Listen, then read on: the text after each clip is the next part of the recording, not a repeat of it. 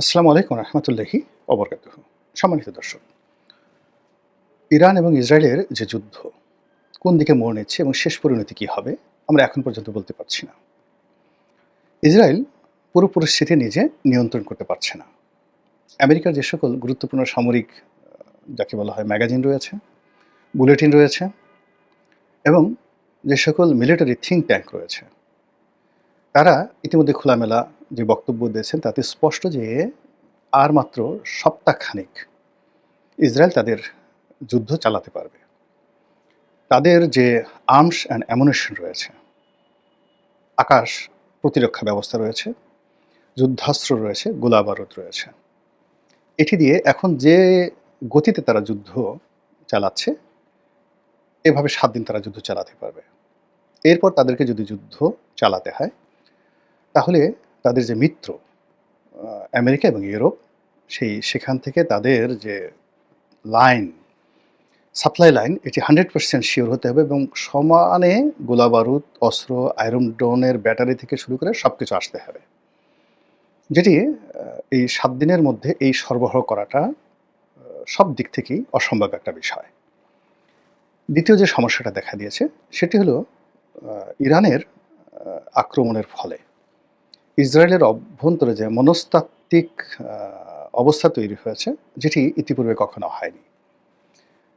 আপনারা যদি বাংলাদেশে আওয়ামী লীগের পতনের কথা চিন্তা করেন, তাহলে আপনি বুঝতে পারবেন যে গত ১৫টি বছর ধরে আওয়ামী লীগের শাসন এমন একটা এক্সট্রিম পর্যায়ে পৌঁছে গিয়েছিল যে তাদের হৃদয়ে ভয় বলে কিছু ছিল না। ছাত্রলীগ যাকে ইচ্ছে তাকে বিচার করতে পারত, সরকারি দলের আমলা যাকে ইচ্ছে তাকে গুম করতে পারত, যেভাবে ইচ্ছে সেভাবে তারা ঘুষ চাইতে পারত। বিএনপির যে কোনো নেতা, সেটা বাংলাদেশে মির্জা ফখরুল সাহেব থেকে শুরু করে যে কোনো লোকের বিরুদ্ধে চুরি, ডাকাতি, রাহাজানি, ছিনতাইয়ের একটা মামলা দেওয়া যেত। তো এই যে তাদের একটা কর্তৃত্ববাদী মনোভাব তৈরি হয়েছিল, এটাকে জুলুম বলতে পারেন। জুলুম এবং জাহেল এই দুটো এমন একটা ব্যাপার যে তারা যা কিছুই করুক না কেন, তাদের অন্তরের মধ্যে একটা পাপ বোধ তৈরি হয়, একটা ভয় তৈরি হয়, আতঙ্ক তৈরি হয়। তো সেভাবে ইহুদি রাষ্ট্রটি গত ৫০ বছর ধরে আরবে যে তাণ্ডব চালাচ্ছে, এই তাণ্ডবের ফলে তাদের নিজের অজান্তে দুটো জিনিস শুরু হয়েছে। মনস্তাত্ত্বিক, যে তারা যা ইচ্ছে তাই করতে পারে, তাদেরকে প্রশ্ন করার কোনো সামর্থ্য পৃথিবীর কারো নেই। আর দ্বিতীয়ত, তাদের নিজেদের অজান্তে মনের মধ্যে একটা অনুশোচনা, ভয় এবং আতঙ্ক সবসময় তারা কাজ করছে যে আমরা যে পাপ করেছি, গুনাহ করেছি, যে কোনো সময় যে কোনো দুর্ঘটনা ঘটতে পারে। তো সেই দিক থেকে গাজাতে তারা যে তাণ্ডব চালিয়েছে, ইরানের উপর তারা যেভাবে একতরফাভাবে আক্রমণ চালিয়েছে, এটা ছিল তাদের সেই জাহিলিয়াতের বা জুলুমের প্রাথমিক স্তর। কিন্তু যখন মজলুম সিনা উঁচু করে দাঁড়িয়েছে এবং মজলুম যখন আক্রমণ করেছে, এটা তারা স্বপ্নেও কল্পনা করেনি। ফলে আক্রমণের একেবারে প্রথম ঘন্টার মধ্যে, অর্থাৎ ইরানের যখন প্রথম মিসাইলটা আঘাত হানলো, তার ১ ঘন্টার মধ্যে নেতানিয়াহু, যিনি প্রধানমন্ত্রী, তিনি অজ্ঞাত স্থানে চলে গেছেন। কেউ বলছেন দেশের বাইরে, কেউ বলছেন বাংকারে, এবং তাদের বেশিরভাগ জনগণ বাংকারে চলে গেছে। আর বিরাট অংশ যারা পারছে তারা সমুদ্র দিয়ে সাইপ্রাস হয়ে ইউরোপ আমেরিকাতে পাড়ি জমিয়েছে। আর বিমানবন্দর দিয়ে যেভাবে দৌড়দৌড়ি করে তারা পালাচ্ছে, এ দৃশ্য দেখার মতো নয়। তো এই যে একটা মনস্তাত্ত্বিক যুদ্ধ শুরু হয়েছে ইসরায়েলের অভ্যন্তরে, যে আতঙ্ক ছড়িয়ে পড়েছে, এটাকে ঘোরানো সম্ভব নয়। যে জাতি একবার ভয় পেয়ে যায়, যে জনগণ একবার সরকারের উপর থেকে সমর্থন সরিয়ে নেয়, তারা আর কখনো ঘুরে দাঁড়াতে পারে না। এই বাংলাদেশে ধরুন ৭১ মুক্তিযুদ্ধের সময় কি ছিল? লাঠি, বাঁশি, সামান্য 303 রাইফেল, বড় জোর কাঁটা রাইফেল, ভারত থেকে ব্যবহৃত পুরনো অকেজো কিছু অস্ত্র-শস্ত্র মুক্তিযোদ্ধাদের হাতে ছিল। আর এই বাংলাদেশে অন্তত ১,০০,০০০ সৈন্য মোতায়েন করা ছিল। ত্রিমাত্রিক, ওয়ান অফ দ্য, যাকে বলা হয় ইফেক্টিভ মিলিটারি পাওয়ার, পাকিস্তানি মিলিটারি পাওয়ার। এবং 1970-তে পাকিস্তানি মিলিটারি পাওয়ার এশিয়ার মধ্যে নাম্বার 1 ছিল। চীন তাদের কাছে কিচ্ছু ছিল না তখন। ভারত তো প্রশ্নই আসে না। তো ১ নম্বর মিলিটারি পাওয়ারের ১,০০,০০০ সৈন্য, আধুনিক অস্ত্র-শস্ত্র নিয়ে এই ভেতো বাঙালির সঙ্গে তারা পেরে ওঠেনি। তারা পরাজিত হয়েছে। এর কারণ হলো তাদের মানসিক শক্তি ছিল না, আর যারা কাজ করেছে তাদের মধ্যে একটা বিজয় ছিল। ঠিক তেমনি একটি অবস্থা তৈরি হয়ে গেছে ইসরায়েলের অভ্যন্তর, আর অন্যদিকে ইরানের মধ্যে যে ভয় ছিল, আতঙ্ক ছিল, সেখানে একটা কর্তৃত্ববাদী শাসন, শিয়া শাসন, এবং সেখানে হিজাব নিয়ে আন্দোলন, গণ অধিকার নিয়ে আন্দোলন, গণতান্ত্রিক আন্দোলন, এসব কিন্তু চলছিল। এবং বর্তমান রেজিমের বিরুদ্ধে তাদের একটা ভীষণ রকম ক্ষোভ ছিল। অনেক ইরানের এলাকা তারা বিচ্ছিন্ন হয়ে যাওয়ার জন্য আন্দোলন করছিল। কিন্তু যখন ইসরায়েল আক্রমণ করেছে, তাদের মধ্যে দুটো জাতীয়তাবাদ, অর্থাৎ ইরানি জাতীয়তাবাদ, the Persian dynasty and empire, যে গ্লোরিয়াস হিস্ট্রি রয়েছে, সেই জাতীয়তাবাদটা তাদেরকে এই মুহূর্তে ঐক্যবদ্ধ করে ফেলেছে। ২ নম্বর হলো তারা যে আইডিওলজিটা, ইসলামী আইডিওলজিটা তারা বিল্ড আপ করেছে, সেই আইডিওলজিটা এখন চূড়ান্ত পর্যায়ে রয়েছে, যে তারা জানে যে এই যুদ্ধে পরাজিত হলে শিয়াবাদ থাকবে না, শিয়া মতবাদ থাকবে না, এখানে সুন্নি মতবাদ চলে আসবে। ফলে এই শিয়াইজমের যে যাকে বলা হয় শক্তি, এটা এখন চূড়ান্ত পর্যায়ে রয়েছে। ৩ নম্বর হলো যে তাদেরকে কেন্দ্র করে যেটা রাজনৈতিক বলয় গড়ে উঠেছে, সেই রাজনৈতিক বলয়টা এখন সর্বোচ্চ শক্তিতে রয়েছে। ফলে ইরানিয়ানরা যে ভয় পেয়েছিল প্রথম ২৪ ঘন্টার মধ্যে, সেটা এখন বুমেরাং হয়ে সাহসে পরিণত হয়েছে। আর ইসরায়েলিরা যে ভয়টা পেত না, যে সাহসটা তাদের ছিল প্রথম ২৪ ঘন্টা, সেটা এখন আতঙ্কে পরিণত হয়েছে। এর ফলে কি হলো, যে এখন ইরানের জন্য যে পরিবেশ পরিস্থিতি তৈরি হয়েছে, সেই পরিবেশ পরিস্থিতি হলো তারা একা যুদ্ধ চালিয়ে যেতে পারছে। এখন পর্যন্ত তারা কারো সাহায্য চায় নাই। না রাশিয়ার, না চীনের, না হুতির, না অন্য কোনো তাদের যে সকল মিলিশিয়া বাহিনী রয়েছে, কারো সাহায্য তারা চায়নি। তারা নিজেরা যুদ্ধ করে যাচ্ছে এবং আক্রমণ শুধু বেড়েই চলছে। বোঝার চেষ্টা করুন। ২ নম্বরে যেটা হচ্ছে সেটা হলো ইসরায়েল এখন পাগলের মতো সাহায্য চাচ্ছে। আমেরিকার সাহায্য চাচ্ছে, ইউরোপের সাহায্য চাচ্ছে, পাগলের মতো। এবং সেই সাহায্য শুধুমাত্র লজিস্টিক্স মানে সাপোর্টে হবে না। অর্থাৎ যদি অস্ত্র দেয়া হয়, গোলাবারুদ দেওয়া হয়, অর্থ দেওয়া হয়, প্রযুক্তি দেওয়া হয়, হবে না। সৈন্য দিলেও হবে না। এখানে সরাসরি আমেরিকাকে এবং ইউরোপকে ইসরায়েলের বিরুদ্ধে যুদ্ধ ঘোষণা করে তাদেরকে এখানে সৈন্য সমাবেশ ঘটাতে হবে, জাস্ট লাইক ইরাককে তারা যেভাবে ধ্বংস করেছিল। এখন ইরাককে ধ্বংস করার জন্য ওই সময়টিতে ইরানের সাপোর্ট ছিল, আমেরিকার।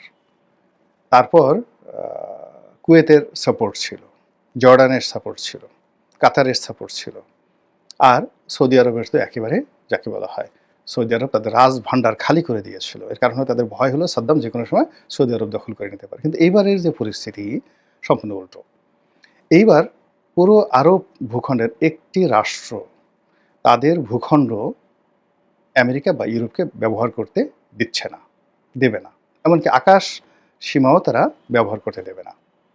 এর কারণ হলো, যেটা ইরান পারছে, তারা ২৫০০ কিলোমিটার পথ অতিক্রম করে যদি তারা তেল আবিবে আক্রমণ করতে পারে, তাহলে তাদের জন্য এই মুহূর্তে জর্ডান, কুয়েত, এই দুটো রাষ্ট্র মানে এবং ইরাক, তাদের যে মানে ইরানিয়ান যে রেভলিউশনারি গার্ড রয়েছে, সেটা দিয়ে স্থল যুদ্ধ করার জন্য এই দুটো রাষ্ট্র দখল করতে তাদের ২৪ ঘন্টা লাগবে। ৩টা রাষ্ট্র, অর্থাৎ কুয়েত, জর্ডান, এই দুটো রাষ্ট্র এবং ইরাক, এই ৩টা রাষ্ট্র। এবং ইরাকের জনগণ এবং এই দেশের জনগণ ১০ পায়ে দাঁড়িয়ে আছে। এবং সেখান থেকে যদি সৈন্য সমাবেশ করে, ইরাক যদি মানে ইরান যদি সৈন্য সমাবেশ করে এবং তার স্থল যুদ্ধের জন্য যদি এগিয়ে আসে, তার সাথে যদি এই দেশের জনগণ থাকে এবং তারা সরাসরি যদি সীমান্তে পৌঁছে যায়, তো এদিকে যাকে বলা হয় জর্ডান সীমান্ত যদি তারা পৌঁছে যায়, তাহলে অন্যদিকে যে সিরিয়ার সীমান্ত রয়েছে, যে সিরিয়ার সীমান্তে তারা যে কোনো সময় যে কোনো ঘটনা ঘটাতে পারে। এখন পর্যন্ত তাদের সেখানে যে মিলিশিয়া বাহিনী রয়েছে, তার সঙ্গে সঙ্গে রাশিয়ার নেভাল ফোর্স সেখানে রয়েছে। অন্যদিকে তারা যে ওই লেবাননের সঙ্গে তাদের যে সীমান্ত রয়েছে, সেখানে হিজবুল্লাহ বসে আছে, ইয়ামেনে হুতিরা বসে আছে। তো চারিদিক থেকে এই হুতিরা, হিজবুল্লাহ এবং সিরিয়ার যারা মিলিশিয়া রয়েছে তারা, প্লাস তার সঙ্গে সঙ্গে আসাদ বাহিনী, আসাদের রেজিমের যে পুরো সমর্থকরা তখন ইরাকে রয়েছে এবং তারা সব ওই সীমান্ত ঘিরে রয়েছে। তো সেই দিক থেকে পুরোটা একটা তৃতীয় বিশ্বযুদ্ধের চাইতে একটা ভয়াবহ, মানে আমরা যা কিছু কল্পনা করি তৃতীয় বিশ্বযুদ্ধে, সেখানে একটা অগ্নিগর্ভ হয়ে যাবে এবং স্থল যুদ্ধে মানে ওদের যত মাতব্বরি, মানে আমেরিকা এবং ইউরোপ এবং ইসরায়েল, তাদের প্রথম মাতব্বরিটা হলো আকাশে।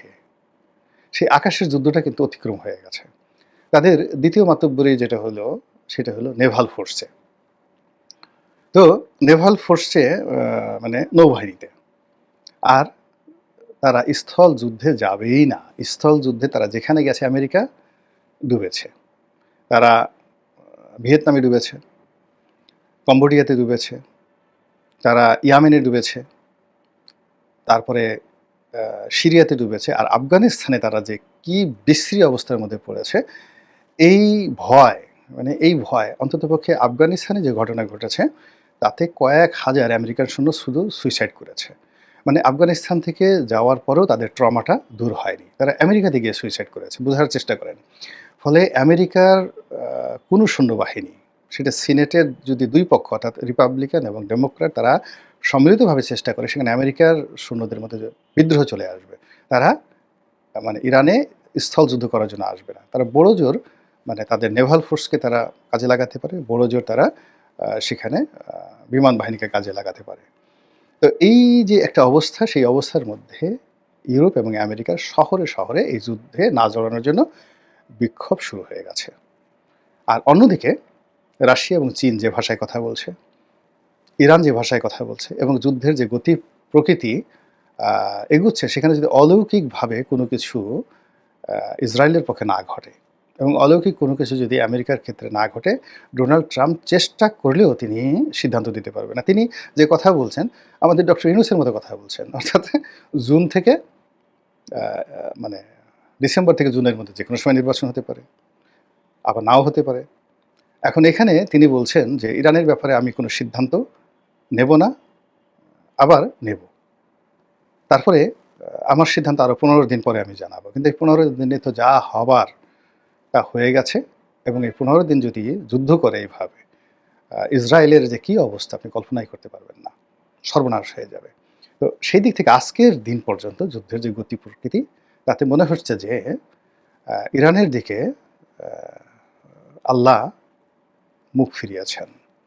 মুসলমানদের দীর্ঘদিনের যে ক্রোধ, বারবার আসমানের দিকে আকুতি এবং অসহায়ত্ব, এটি সম্ভবত দূর হতে চলেছে এবং ইরান নিশ্চিত বিজয়ের দিকে এগুচ্ছে। আমরা বাংলাদেশে বসে অনেকে 80-র দশকে আমরা অন্ধভাবে সাপোর্ট দিয়েছিলাম ইরাককে, কিন্তু সেই সাপোর্টটা কেবলই মাত্র সেন্টিমেন্টাল ছিল, আবেগের বশবর্তী ছিল এবং আশা ছিল। কিন্তু ইরানের প্রতি যে মুসলিম বিশ্বের সাপোর্ট এই মুহূর্তে, এটা কেবলই মাত্র ইলিউশন নয়, হ্যালোসিনেশন নয়, এটা কেবলই মাত্র যাকে বলা হয় সিজোফ্রেনিয়া নয়। এটির সঙ্গে বাস্তবতার মিল আছে, এটির সঙ্গে অঙ্ক আছে, ব্যারোমিটার আছে, প্যারামিটার আছে, আরও অনেক কিছু আছে। এবং সেই দিক থেকেই আজকের দিন পর্যন্ত পুরো ঘটনা ইরানের পক্ষে আছে। আল্লাহ আমাদের সবাইকে হেদায়েত দান করুন এবং হেফাজত করুন। আসসালামু আলাইকুম ওয়া রাহমাতুল্লাহি ওয়া বারাকাতুহু।